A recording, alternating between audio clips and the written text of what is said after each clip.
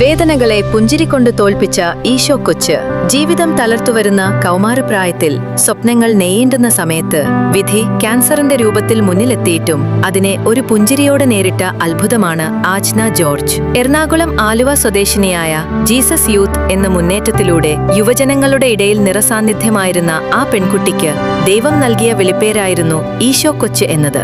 അസ്ഥികളെ കാർന്നു തിന്നുന്ന ഓസ്റ്റിയോസാർക്കോമ എന്ന ക്യാൻസർ ബാധിച്ച് തന്റെ 27-ാം വയസ്സിൽ അവൾ കടന്നുപോയ വേദനകൾ നമുക്ക് ചിന്തിക്കാവുന്നതിലും അപ്പുറമായിരുന്നു.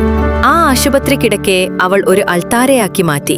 ദിവ്യകാരുണ്യത്തോടുള്ള അവളുടെ പ്രണയമായിരുന്നു ആ ജീവിതത്തിലെ ഏറ്റവും വലിയ പ്രത്യേകത.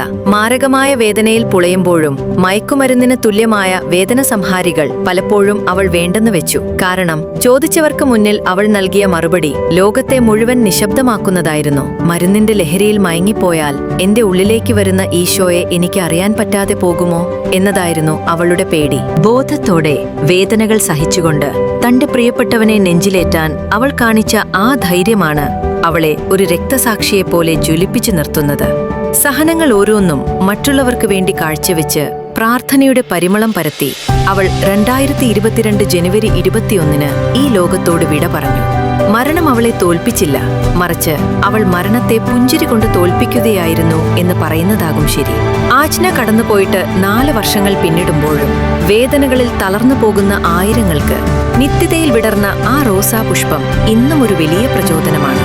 സഹനം ശാപമല്ല, അതൊരു നിയോഗമാണെന്ന് സ്വന്തം ജീവിതം കൊണ്ട് അവൾ നമുക്ക് കാണിച്ചു തന്നു.